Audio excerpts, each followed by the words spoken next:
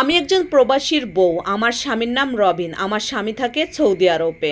আমার স্বামী আমাকে দেখে শুনে ভালোবেসে ছোটবেলা থেকেই বিয়ে করে ফেলছেন এবং আমার শ্বশুর একজন বিজনেসম্যান। আমার শ্বশুরের এত অর্থ সম্পদ বেশি কিছু নাই এবং আমার স্বামীর একটা ছোট বোন আছে এবং একটা ভাই আছে।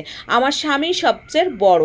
তাই আমার স্বামী যখনই ইন্টার পাস করলো তখনই আমাকে দেখে তার ভালো লেগে গেছিলো, তাই আমাকে সবার বিরুদ্ধে যাই আমাকে বিয়ে করে নিয়ে আসলো। যাক, বিয়ে করে বাড়িতে উঠাইলো। আমার শ্বশুরও মেনে নিল। 2 বছর ঘুরতে না ঘুরতেই আমাদের কোলজুড়ে যেন একটা বাচ্চা চলে আসলো। আমার স্বামীর কোনো ইনকাম সোর্স নাই, বাবার হোটেলে বসে পড়ে খাচ্ছে। তবে তার ইচ্ছা ছিল সে কিছু একটা করবে, তার বাবাকে আর কখনো কিছু করতে দেবে না। ভাই বোনকে ভালোবাসে, পরিবারকেও ভালোবাসে, সে সাথে আমাকেও ভালোবাসে। সে কাউকেই যেন ফেলতে পারছে না। আমার শ্বশুরের ইচ্ছা ছিল যে ছেলেকে প্রতিষ্ঠিত করে আরও বড়লোক ঘরে মেয়েকে বিয়ে করাইব, কিন্তু আমার স্বামী সেটা শোনে নাই। আমার স্বামী আমাকে ভালোবেসে বিয়ে করছে।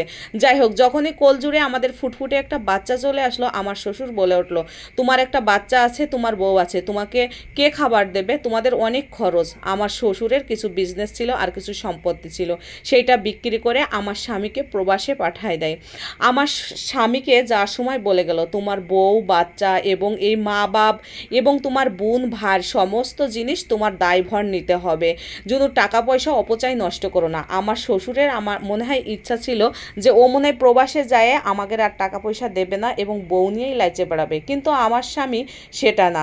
কিন্তু সে খুবই জ্ঞান এবং সবাইকে ভালোবাসে, সম্মান করে। যাই হোক, বাবার কথা মেনেই চলে গেল প্রবাসে। দেখতে দেখতে 4টা বছর পার হয়ে গেল। আমার ছোট দেওরকে ইন্টার পাস করালো এবং ননদকেও এসএসসি পাস করালো। এদিকে আমার ননদের দেখতে শুনতে মাশাল্লাহ ভালোই চেহারা, গ্রামঘাটের থেকে বিয়ের কাজ আসতেছে। আমার শ্বশুরবাড়ি ওদিকে অনেক কিছু জামাইকে দেয়া লাগে। যাই হোক, একটা ছেলেকে পছন্দ করলো, বেসরকারি একটা কোম্পানিতে ছেলে চাকরি করে। আমার ননদের বিয়ে ঠিক হয়ে গেছে।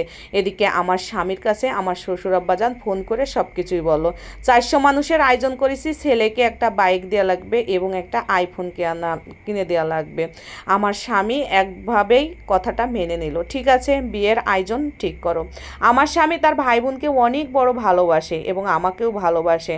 যা কিছু হাত খরচ দেয় আমার শ্বশুরের হাতে দেয়। আমার শ্বশুর আব্বাজান আমাকে হাত খরচ যেটা হয় সেটাই দেয়, কিন্তু পার্সোনালভাবে আমার স্বামী আমাকে কখনোই কিছু দেয় না। এখনও পর্যন্ত আমি একটা বাটনওয়ালা ফোন চালাচ্ছি।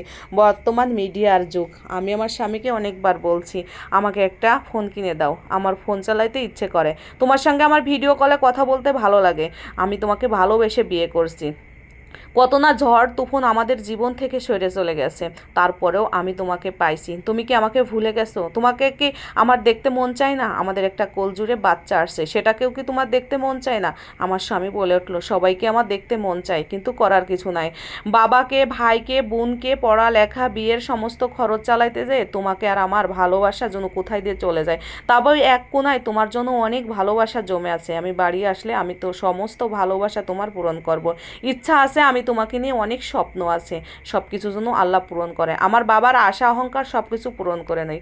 যাই হোক, এদিকে 4 বছর হয়ে গেল। আমি বললাম, হ্যাঁ এবার তো তোমার বোনের বিয়ে, তাহলে তুমি বাংলাদেশে আসো। আমার স্বামী বলে উঠলো, হ্যাঁ ঠিক আছে, আমি বাংলাদেশে আসতেছি। এদিকে আমার স্বামী বলে উঠলো, বাবার কাছে ফোন দে, বাবা দেখি কি বলে।